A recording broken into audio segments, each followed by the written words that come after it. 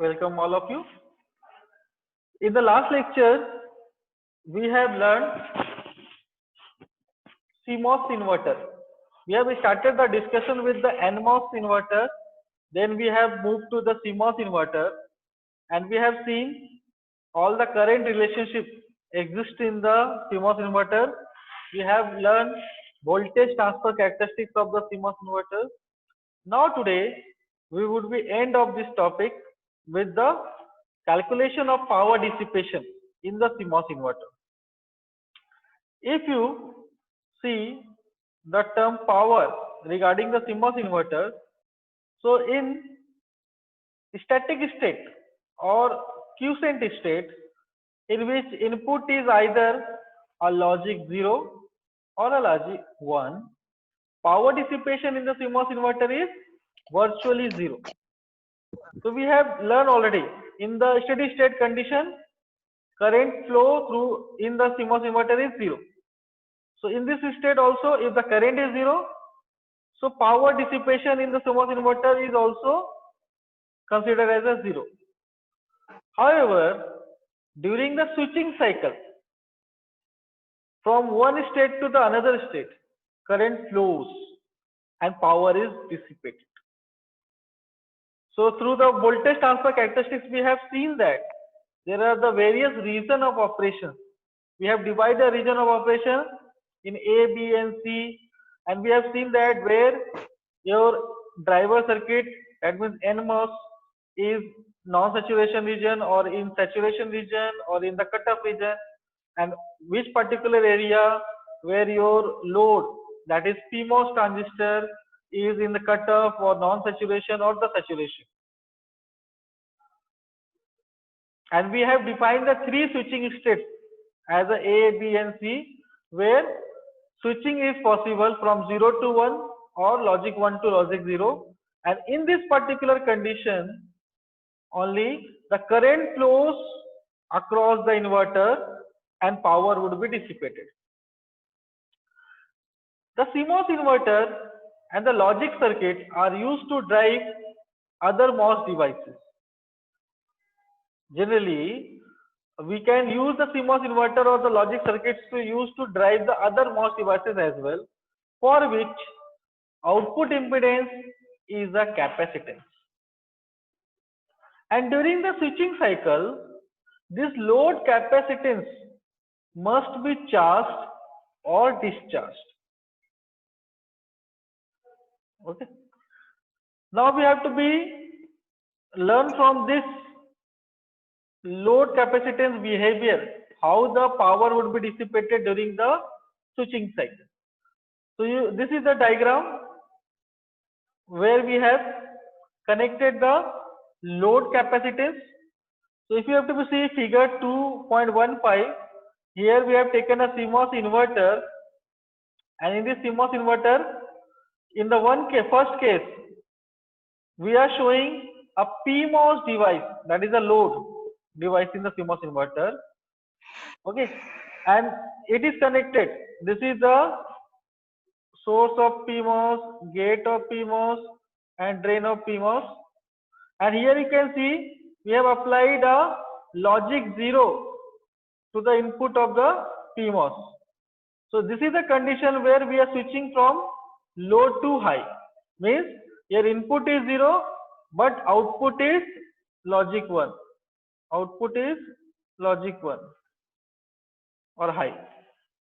So we know that when we apply the 0 logic to the input of the inverter, your NMOS is in the cutoff but PMOS would be conduct, and whatever the supply voltage is here, that would be available to the output terminal of this CMOS inverter.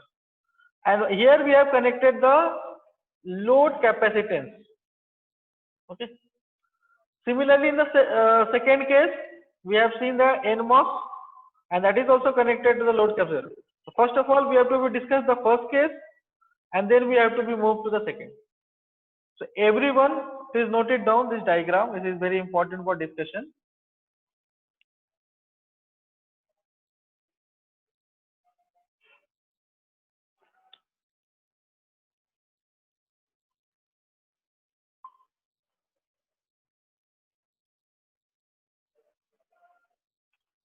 I hope you have noted down. It is a very simple diagram.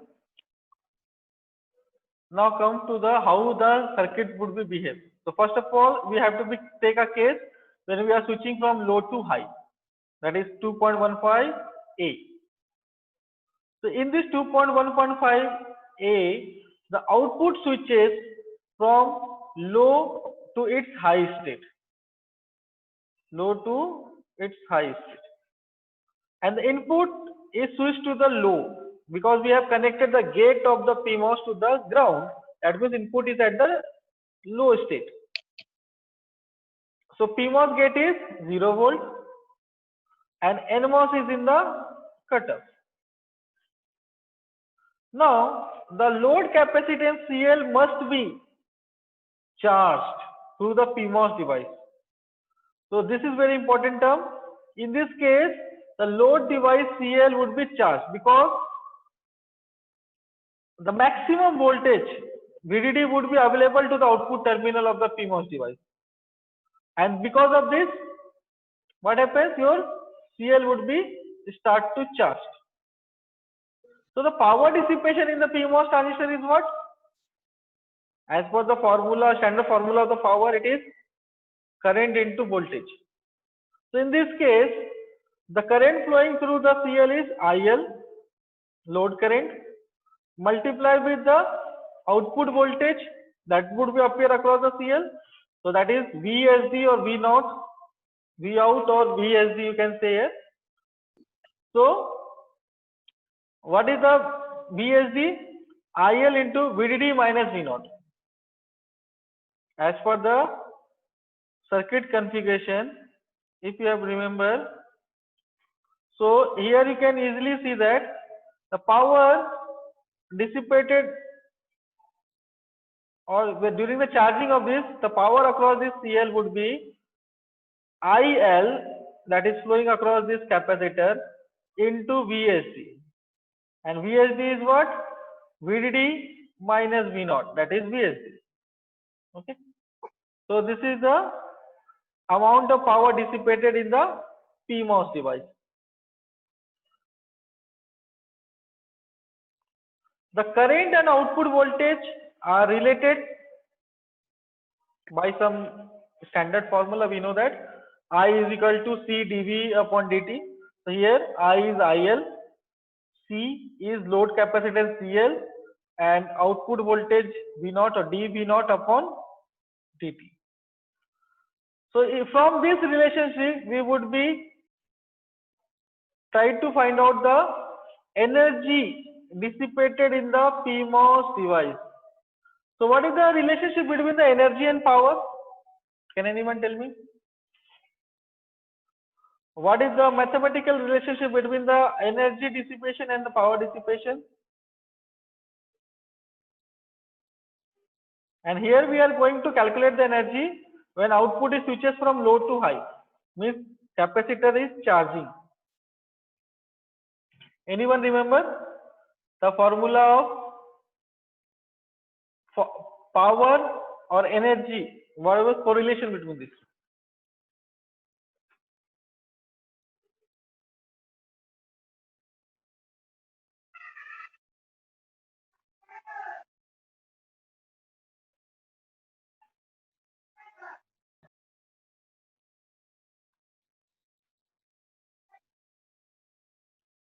Kavade Gaurav, please tell me the relationship between energy and power.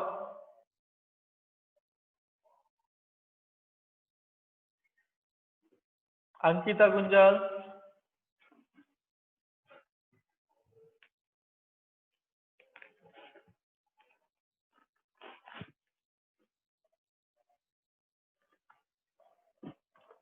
Please be attentive during the lecture. Otherwise, you would not understand the concept. Okay, we have to see the relationship between energy and power. So we know that energy is equal to power into time.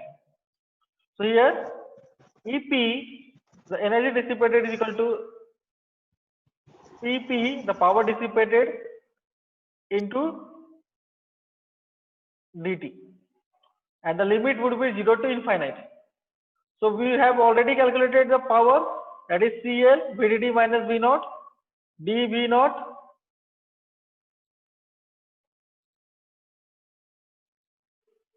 dt into dt. So how this would become? This whole term, if you have to see this, power means what? IL into VSD. So IL is what? CL into dV naught upon dt, and this would be VSD. VSD is VDD minus V naught. Okay, so this is your VSD, and this term CL and dV upon V naught, it is your IL. So I into VSD, and that dt would be as per the equation of integration. So now we have to be integrated. So CL and VDD is constant term. This would be first term is here. So the remaining term would be in this case CL into VDD integration of dV naught, and the limit of output voltage is 0 to VDD. Remember, it is not infinity, because V naught could be maximum equal to supply voltage, not more than that. Similarly, the second term is CL V naught dV, dt would be cancelled out here, and the limit would be 0 to VDD. So what is the next term? If you have to be see, EP is equal to CL VDD into V naught minus CL V naught square upon 2, and the limit is 0 to VDD, is common for both terms. And when we have to put up the limit, you would be get the final value as the energy dissipated 1 upon 2 CL VDD square. And after the output has switched high, means capacitor would be fully charged, the energy stored in the load capacitance is 1 upon 2 CL VDD upon CL VDD square. I hope the calculation is clear and concept is clear to you. Now in a similar fashion, we would be try to calculate the energy dissipated when it would be switched from high to low. We have seen the switching from low to high. Now we have to be see the case where inverter input goes high and output is switched to the low, okay, in the opposite direction.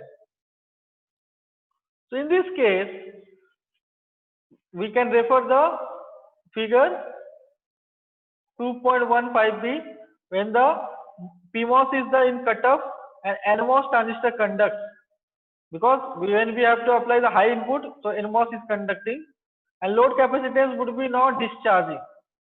You have to be see through the diagram 2.15b. In this case, in the gate we have applied the VDD.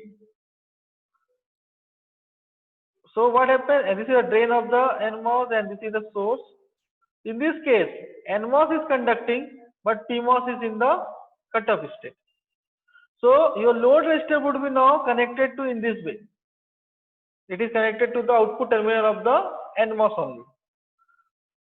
We know that already our load capacitor is charged. When your input is 0, logic 0, at that moment output is high and your CL is charged. Now it is in the second case when you have switched the input from 0 to VDD. So in this case what happens? Your capacitor would be start to discharging. Okay. And the discharge path is like this, from capacitor to NMOS transistor. So IL would be flow in opposite direction.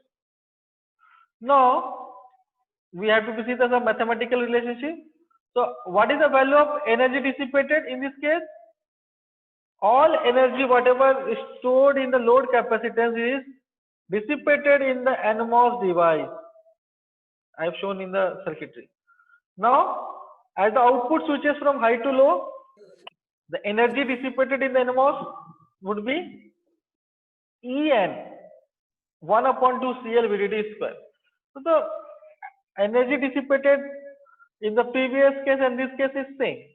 Only the operation is different. In the first case, when you are switching from low to high, your Cl is charging. And the energy EP is equal to 1 upon 2 Cl VDD square is stored on the capacitor. Now in the second case, when we are switching from high to low, your capacitor would be discharging and energy would be dissipated now is again the same value. So in this way, we can calculate the total energy dissipated in the CMOS inverter during the switching cycle from 0 to 1 and 1 to 0. And the total energy dissipated in the CMOS inverter is ET is equal to EP plus En, that is equal to 1 upon 2 Cl VDD square plus 1 upon 2 Cl VDD square. So finally, the total energy dissipated is Cl VDD square. Okay. And this is energy dissipated during one switching cycle. So if you have to apply a time varying signal, so there would be multiple switching cycle is there. So the total energy would be the function of frequency at that time. So we have to see if the inverter is switched at a frequency f, the power dissipated in the inverter is what? We know that the relationship E is equal to P into dt. Similarly, P is equal to dE upon dt, and 1 upon T is nothing but a frequency. So you can also write this formula as P is equal to frequency F into ET, total energy dissipated. So now your power dissipation formula would be changed and it would be F into Cl VD square. All you have to note it down. So the above equation shows that power dissipated in the CMOS inverter is directly proportional to the switching frequency S and to the VD square. Okay. So in these two factors, first in the frequency and second in the VD square, in these two factors, your total power dissipated in CMOS inverter is depends. So in the digital IC, we are always bothered about for the low supply voltage. We try to power dissipation would be decreased. Generally, it is 3 volts or less supply voltage applied to the IC. And we know that the power dissipation is proportional to VDD square. In some digital circuit, what happens? For example, you can take as a digital watches. In the case of digital watches, nowadays digital watches are very much famous. CMOS logic circuits are implemented there, and that is biased on the voltage of 1.5 volts. And if the supply voltage is less, obviously the power dissipation would be much less here. That's why you can see that once you have charged your digital watches, it would be run for 2 or 3, even 10 to 15 days. Okay. So this is all about the CMOS inverter and power dissipation in a CMOS inverter. Now we would be moved to the next topic, and that is current sink and source.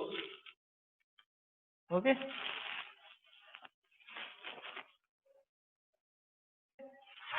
Okay. Okay, Chauhan Anisha has raised the hand. Ask your question. If you have any question, please ask me.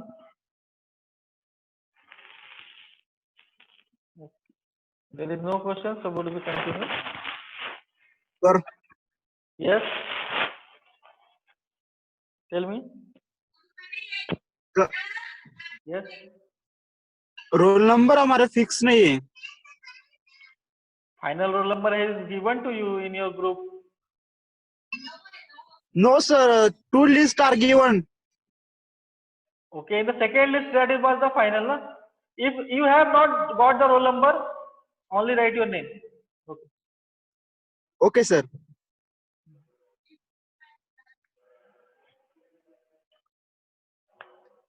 Okay, now we have to start with the new topic, current sink and sources.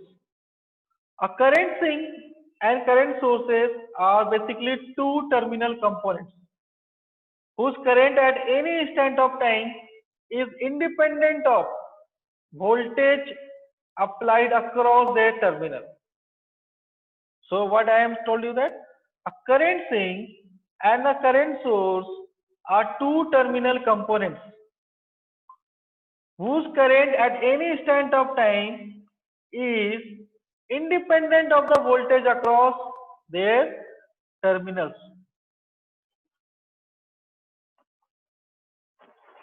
So the current of the current sink or source flows from positive node through the sink or source to the negative node. If it is a current sink, so the current would be flow from the positive node. If it is a current source, it would be to the negative node.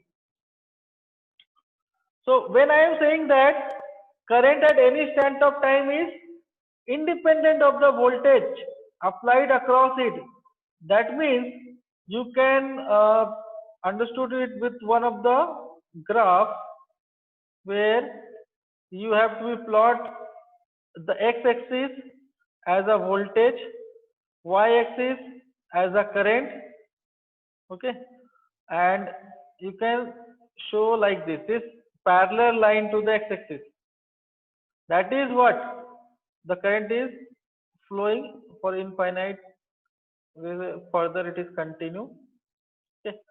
So you can say that current sink or source are two terminal components where whose current is independent of the voltage applied across it.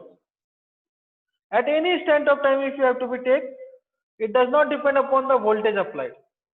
That's why it is a parallel line. Okay. So if such kind of behavior has been shown by some circuit, that would be referred as a current sink or source. So generally, a current sink has typically a negative node as VSS and current source having the positive node as VDD. Okay.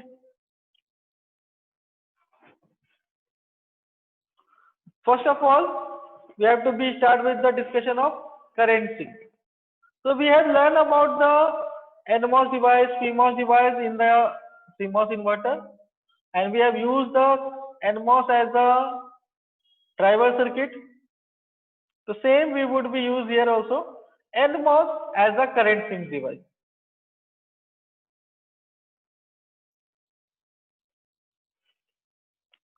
So if you have to see, note down this diagram.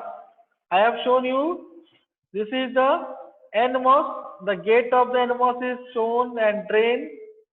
This is the drain that you can say that it is connected somewhere at some supply voltage. I have shown you the dash line. That means in between VD and this drain terminal, maybe there is some loading device, maybe a resistor, maybe a PMOS, or any other load is there. Okay. And the current is flowing I out from drain to source of this NMOS current thing, and this is your VSS. You can consider VSS as a ground. So if you would be considered like this, so it would be a 0. VSS would be considered as a 0 volt. And on the right end of this, the current voltage characteristics of the NMOS current sink has been shown. And the gate is applied a voltage of VGG. VGG means you have applied some positive voltage here. Positive terminal is connected to the uh, gate side, and negative is connected to the source, and source would be connected to a ground. Like this, whatever the diagram I have shown with the blacking, that is also complete. Or otherwise, you can also add this battery source and VDA also in support of your diagram. Both are true. So now you have to be seeing this current thing. The gate terminal is taken to whatever the voltage necessary to create the desired value of current. So if you have to be see the IV characteristic, it is the same IV characteristic we have learned in the MOSFET operation. It is the NMOS device. In the y-axis, we are using I out means what? It is nothing but I or ID, drain current, because only this current is flowing in the MOSFET. V out means what? If you are taking this case, so V out is what? It is your VDS. So generally we plot the graph between ID versus VDS, and this is the case, and this is, you can say, gate to source voltage. Here VGS is nothing but VGG. VGS is shown as a VGG. So as per the applied voltage to the gate terminal, the value of output current would be depends. Means whatever the value of VGS, if it is less than threshold, current is zero. If it is more than threshold, some positive current would be flow. If it would be increase the value of the VGS up to this level, suppose your current would be rise that much. Okay. So the gate is taken to whatever the voltage necessary to create the desired value of current. We can note that in non-saturation region, MOS device is not a good current source. In the non-saturation region, it is acting as a closed switch, but it is not acting as a good current source. Means what? Your current is not remains constant. We are expecting here current should be remains constant or independent of the voltage applied, independent of the VDS, and that is not possible in the non-saturation region. You can consider in this diagram, this is your non-saturation region, and the right side of this is your saturation region. In the saturation region, we know that from the operation of the MOSFET, your drain current is independent of the drain to source voltage. So when it is independent of the drain to source voltage, obviously what happens? The current is constant. But in the non-saturation region, it is not acting a good current source. And in fact, the voltage across the current sink, this is the current sink, must be larger than V minimum in order for the current sink to be performed properly. What it means actually? We have initially said that a current sink or a current source are the two terminal components where the current is at any instant of time independent of the voltage across its terminal. So whatever the voltage across this particular two terminals, drain and source, it does not affect the current flowing across MOSFET or current sink. If it is happening so, means your current sink is a good current sink and is operating properly. Okay. So it is only possible when it would be biased in the saturation region, not in the non-saturation.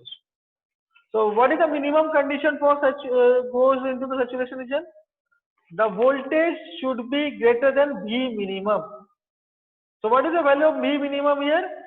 As per the VGS set, that is VGS minus VT naught. Okay. So if the gate to source voltage is held constant, then the last signal characteristics of MOSFET are given by the characteristics of 2.16B. So it should be your gate to source voltage should be constant, and your output voltage should be always greater than V minimum. That the value of V minimum is VGS minus VT naught, because it is a VDS head. And here I have also mentioned V naught is equal to VGS. VGS is here written as a VGG. It is actually the VGS minus VT naught or threshold voltage minus VSS, because we have not shown that VSS is grounded. If you have considered VSS is ground, so it would be a 0. So most of the cases, 99%, you have to be considered VSS is 0.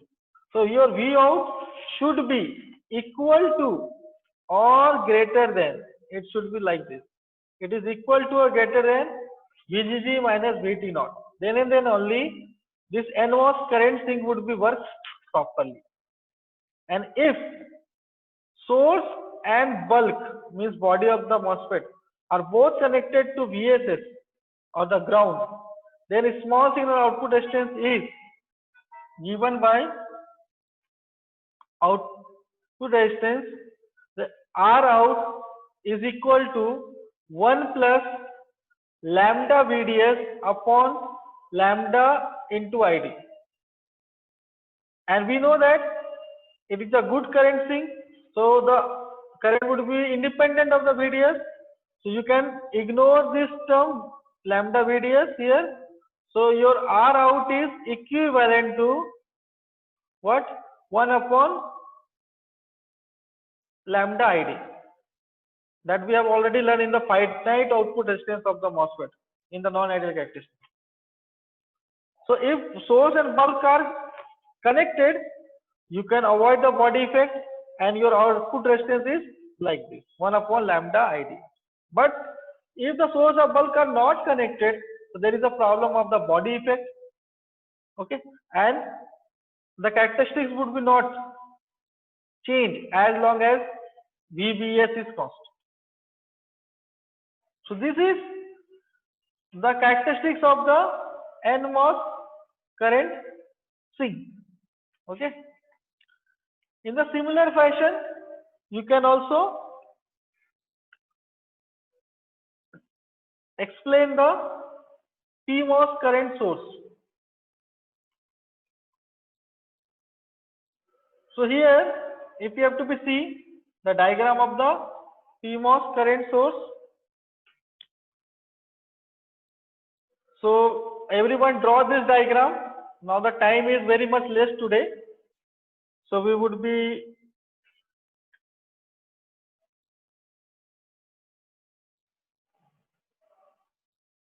end our lecture here. Okay. So everyone please note it down, this particular diagram. In the tomorrow lecture, we start from this particular topic, PMOS current source, and then finally we would be learn current mirror circuit. That would be also one of the sub circuit of the MOSFET, when we would be mirrored the current of one MOSFET to the another.